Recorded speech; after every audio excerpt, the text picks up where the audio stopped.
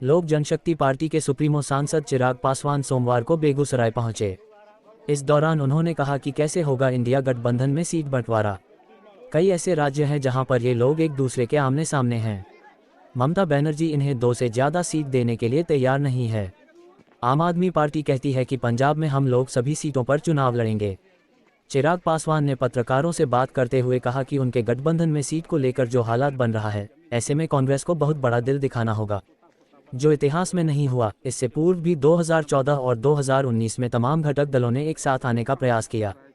दो बार हम लोग देख चुके हैं कि चुनाव पास आते ही तमाम घटक दल अपनी अपनी राग लापने लगते हैं। बिहार में ही देख लीजिए, कहा जा रहा है कि सीट का बंटवारा हो गया है, लेकिन हकीकत है कि जदयू ने 2 सेट पहले ही तय कर लिया है कि उनके प्रत्याशी कौन होंगे। मुंगेर जैसे सीटों से पहले से पता है कौन होंगे। ऐसे में जब महत्वाकांक्षाएं व्यक्तिगत हावी हो तो ऐसे में ये तमाम घटक दल गठबंधन के हित में एक साथ आएंगे। ऐसा हुआ नहीं है और लगता नहीं है कि ऐसा होगा भी। इंडिया गठबंधन अभी तक अपना एक नेता तक नहीं चुन पाया है, एक संयोजक नहीं चुन पाया है, नेता नहीं चुन पाया है। आज की तारीख में बैठक चुनाव की रणनीति करनी चाहिए, लेकिन ये लोग संयोजक की बात कर रहे हैं। इन लोगों को कॉमन मिनिमम प्रोग्राम बनाना चाहिए, तो ये लोग बैठे हैं कि किसको कितनी सीट दी जानी चाहिए। ऐसे में स्वार्थ के लिए बना हुआ ये गठबंधन बहुत समय तक नहीं चलेगा। वहीं शिक्षक मंत्री चंद्रशेखर सहित राज्य के अन्य नेता द्वारा राम मंदिर पर सवाल उठाए जाने को लेकर चिराग पासवान ने कहा कि यह सोच ही गलत है। देश की एक बड़ी आबादी की आस्था के साथ कैसे खिलवाड़ किया जा सके, यही सोच इन घटक दलों की है। इंडिया एयरलाइंस के जितने भी दाल हैं उनकी यही राह है। साउथ के जब इनके घटक दाल सनातन को समाप्त करने की बात करते हैं तो ये लोग खामोश रहते हैं। जब यही के क्षेत्रीय दाल रामचरितमानस पर सवाल उठाते हैं, भगवान के अस्तित्व पर सवाल उठाते हैं, बार बार हिंदुओं की आस्था पर सवाल किया जाता है, तो तमाम घटक दल इस पर खामोश रहते हैं। ये कहीं ना कहीं उनकी सोच को दर्शाती है। इनकी सोच यही है कि सनातन की किस तरीके से समाप्त किया जाए। इसी सोच की वजह से बार बार इस तरीके के बयान आते हैं। शिक्षा मंत्री को दिखाए कि अरवा का जो स्कूल है, यहाँ भवन नहीं है, छत नहीं है, बैठने की व्यवस्था नहीं है, बच्चे नीचे बैठकर पढ़ाई करते हैं। लेकिन शिक्षा मंत्री को सनातन पर बयानों से फुर्सत नहीं है। क्या उन्हें विभाग की जिम्मेदारी सिर्फ रामचरितमानस और सनातन को गाली देने के लिए दी गई है? क्या उन्हें इस बात की जिम्मेदारी नहीं है कि बच्चों का भविष्य कैसा हो? इसलिए बिहार कभी आगे नहीं बढ़ा, क्योंकि नेताओं पर जिस काम की जिम्मेदारी होती है उसको छोड़कर समाज को बांटने की बातें करते हैं। समाज में असंतोष फैलाने की बात करते हैं, लोग की भावनाओं को भड़काने का काम करते हैं और अपनी जिम्मेदारी कोई लोग नहीं निभाते हैं। नीतीश कुमार एनडीए में फिर से मिलने के सवाल पर चिराग पासवान ने कहा कि वह तीसरी बार भी मिलकर भाग नहीं जाएं, इसकी क्या गारंटी है। आगे ऐसा होता है तो उस पर फैसला लिया जाएगा। चिराग पासवान कहां से चुनाव लड़ेंगे के सवाल पर उन्होंने कहा कि चिराग पासवान जमुई या हाजीपुर से लड़ेंगे। यह अंतिम फैसला पार्टी का संसदीय बोर्ड तय करेगा। संसदीय बोर्ड तय करेगा कि कौन कहां से चुनाव लड़ेगा, लेकिन यह आता है कि हाजीपुर से लोक जनशक्ति पार्टी का ही प्रत्याशी चुनाव लड़ेगा। वह चिराग पासवान हो, मां हो या पार्टी का कोई और कार्यकर्ता हो। बता दें कि बछवाड़ा थाना क्षेत्र स्थित अरवा गांव में 1 जनवरी की रात घर में आग लगने से मौत हो गई। इसके बाद आज लोजपा रामविलास सुप्रीमो सांसद चिराग पासवान पीड़ित परिवार से मिलने पहुंचे। उन्होंने घटना की जानकारी लेने के बाद अधिकारियों से बात करने का प्रयास किया, लेकिन ना तो डीएम और ना ही एसडीओ फोन रिसीव कर सकें। इसके कारण इस संबंध में बात नहीं हो सकी। चिराग पासवान ने पार्टी के जिला अध्यक्ष सहित अन्य नेताओं को निर्देश दिया है कि अधिकारियों से मिलकर पीड़ित परिवार के अविलंब राहत और पुनर्वास की व्यवस्था करें। चिराग पासवान ने कहा कि यह अत्यंत दुखद घटना है कि एक पूरा परिवार आगजनी में समाप्त हो गया, साथ में गर्भवती महिला की भी मौत हो गई, क्योंकि मेरे नेता और मेरे पिता रामविलास पासवान से बैर और द्वेष के कारण नीतीश कुमार ने इस समाज को प्रताड़ित करने का काम किया है। किस जाति के हैं यह नहीं देखना चाहिए, उनके नज़र में बिहारी नहीं है। प्रदेश के हर एक व्यक्ति को एक दृष्टि से देखा जाए। 14 करोड़ बिहार की चिंता की जाती तो आज बिहार विकसित राज्य होता, बेहतर जगह होता। लेकिन यहाँ जाति की राजनीति और भेदभाव की भावना के साथ शासन किया जाता है। परिजनों को 25-25 लाख मुआवजा दिया जाए। मैं मुख्यमंत्री नीतीश कुमार को कभी लिखित रूप से मांग पत्र देकर इस परिवार की चिंता करने का आग्रह करूंगा। एक जाति विशेष के साथ लंबे समय से भेदभाव की भावना रखी, दलित महादलित करने का प्रयास भी जब उनके द्वारा किया गया, उसके पीछे भी यही सोच थी, क्योंकि मेरे नेता मेरे पिता आदरणीय रामविलास पासवान जी से बैर की वजह से, उनसे द्वेष के कारण उन्होंने हमेशा से इस समाज को प्रताड़ित करने का काम किया। लंबे समय से 78 से बड़ी संख्या में लोग यहाँ पर रह रहे हैं। 2-2, 3-3 पीढ़ियाँ बीत गई। पर अभी तक ज़मीन का पर्चा उनको नहीं मिला, पक्के मकान उनको नहीं दिए गए। और आज जब 9 घरों में इतनी बड़ी तबाही मची है, प्रशासन ने इतनी जिम्मेदारी भी निभाना ज़रूरी नहीं समझा कि जिन घरों में चूल्हा जलाने की जगह नहीं बची, कम से कम उनके खाने की व्यवस्था कर दी जाए। नीति हमारे प्रदेश में की जाती है। प्रदेश की सरकारें, प्रदेश का नेतृत्व सिर्फ जात पात धर्म मजहब के आधार पर बिहारियों को देखने का काम करता है। मेरे मुख्यमंत्री के लिए कोई भी व्यक्ति बिहारी नहीं है।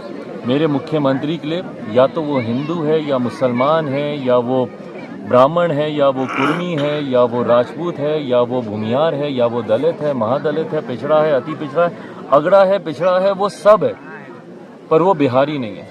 अगर एक दृष्टि से प्रदेश के हर एक व्यक्ति को देखा जाए, एक दृष्टि से अगर 14 करोड़ बिहारियों की चिंता की जाए, तो संभवतः आज बिहार एक विकसित राज्य होता, एक बेहतर जगह होती बिहार।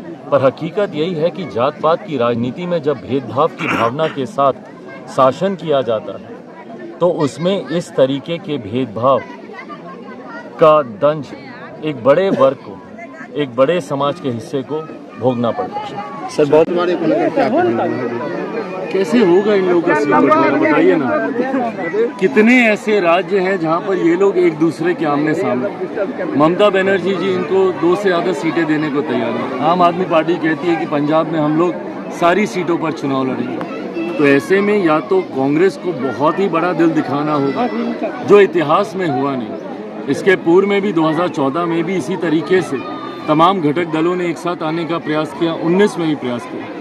2 बार हम लोग देख चुके हैं कि चुनाव समीप आते आते तक तमाम घटक दल अपनी अपनी राह पकड़ने लगते हैं। हमारे बिहार में ही देख लीजिए भाई, सूत्रों के हवाले से ज़रूर आ रहा है कि सीटों के बंटवारे काफ़ी हद तक तय हो गया है, पर हकीकत है कि 2 सीटों की घोषणा जनता दल यूनाइटेड ने पहले ही कर दी। कई ऐसी सीटें हैं जहाँ से उनके प्रत्याशी मुंगेर वगैरह से सबको पता है कि कौन चुनाव लड़ेगा। तो ऐसे में जब महत्वाकांक्षाएँ, व्यक्तिगत महत्वाकांक्षाएँ इतनी ज़्यादा हावी हों, ऐसे में ये तमाम घटक दल गठबंधन के हित में एक साथ आएंगे, ऐसा हुआ नहीं है और मुझे लगता नहीं कि ऐसा होगा। जो गठबंधन अभी तक अपना एक नेता तक नहीं चुन पाया, एक संयोजक तक नहीं चुन पाया, और तो और निशान एक लोगो तक अभी तक नहीं चुन पाया, तो ऐसे में ये लोग चुनाव की रणनीति, आज की तारीख में जब इन लोगों को बैठकर चुनाव की रणनीतियां तैयार करनी चाहिए, तो ये लोग संयोजक की बात कर रहे हैं, ये लोग लोगों की बात कर रहे हैं।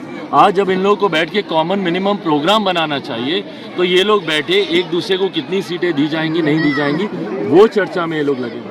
तो ऐसे में स्वार्थ के लिए बना हुआ ये गठबंधन है, बहुत ज़्यादा समय तक साथ चल पाए ऐसा मुझे लगता नहीं। शिक्षा मंत्री चंद्रशेखर के द्वारा लगातार सनातन पर हमला किया जा रहा है, राम रामायण अयोध्या इस सब के संबंध में टिप्पणी की जा रही है। यही सोच है इन लोगों की, देश की एक बड़ी आबादी की आस्था के साथ कैसे खिलवाड़ किया जाए, यही सोच इन घटक दलों के, जो इंडिया अलायंस के जितने भी घटक दल हैं, इनकी रही। साउथ के जब इनके घटक दल जब कहते हैं कि सनातन को समाप्त कर देना चाहिए, तब ये लोग खामोश रहते हैं। जब यहीं के एक क्षेत्रीय दल जब रामचरितमानस पे सवाल उठाते हैं, जब भगवान के अस्तित्व पे सवाल उठाते हैं, जब बार बार हिंदुओं की आस्था के ऊपर सवाल किया जाता है, खिलवाड़ किया जाता है, तो तमाम घटक दल इस पर खामोशी से देखते रहते हैं। तो कहीं ना कहीं इनकी सोच को दर्शाता है। इनकी सोच ही यही है कि सनातन को किस तरीके से समाप्त किया जाए, और उसी सोच की वजह से बार बार इस तरीके के बयान आते हैं। शिक्षा मंत्री को दिखाइए, ठीक मेरे पीछे विद्यालय, जो शिक्षा मंत्री बड़ी बड़ी बातें बयानबाजी करने से नहीं थकते, उनको ये मेरे पीछे का विद्यालय दिखाइए। कैसे बच्चे यहाँ पर बैठ के पढ़ाई करने के लिए मजबूर हैं, ठंड में, छत नहीं है, कोई भवन नहीं है, कोई पक्का मकान नहीं है, ज़मीन पर बैठ के, बिना बेंचेस के ज़मीन पर बैठ के मेरे बच्चे यहाँ पे पढ़ने के लिए मजबूर हैं। और शिक्षा मंत्री को ऐसे बयानों से फुर्सत नहीं है। क्या उनको विभाग की जिम्मेदारी सिर्फ रामचरितमानस और भगवान राम को ही गाली देने के लिए दी गई है, या उनको इस विभाग की जिम्मेदारी बच्चों का बेहतर भविष्य बनाने के लिए दी गई है? इसीलिए बिहार कभी आगे नहीं बढ़ता, क्योंकि नेताओं के ऊपर जिसकी जिम्मेदारी होती है, उसको छोड़कर तमाम तरीके के बांटने की बातें करेंगे, समाज में असंतोष पैदा करने की बातें करेंगे, लोगों की भावना को भड़काने की बातें करेंगे, पर अपनी जिम्मेदारी को ये लोग नहीं निभाएंगे। आज राजद विधायक ने कहा है कि अगर आ रहे हैं तो क्या आप मिला लीजिएगा फिर से? भाई हम कौन होते हैं उनको मिलाने वाले? चिराग वो गठबंधन की बात आप कर रहे हैं, अगर एनडीए गठबंधन में वो आते हैं, देखिए जब मेरे मुख्यमंत्री की बात आती है तो you can never say never, उनके साथ हर परिस्थितियां संभव हैं। जो दो बार जनादेश का अपमान कर चुके हों, जो दो बार गठबंधनों को नकार चुके हों, ठुकरा चुके हों, वो तीसरी बार भी ऐसा कर लें, किसी को कोई आश्चर्य होना नहीं चाहिए। बट बहरहाल ये भविष्य के घर में है, अगर कभी कोई ऐसी बात होती है तो उस वक्त फैसला लिया जाए। चिराग कहाँ से चुनाव लड़ेंगे? मैं जमुई से लड़ूं या हाजीपुर से लड़ूं, ये अंतिम फैसला मेरी पार्टी का संसदीय बोर्ड ही करेगा, संसदीय बोर्ड ही ये तय करेगा।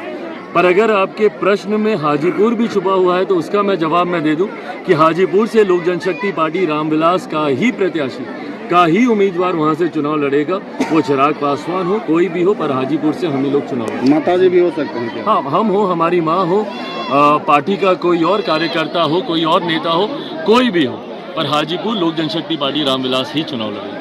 चाचा के साथ गठबंधन हो सकती है क्या?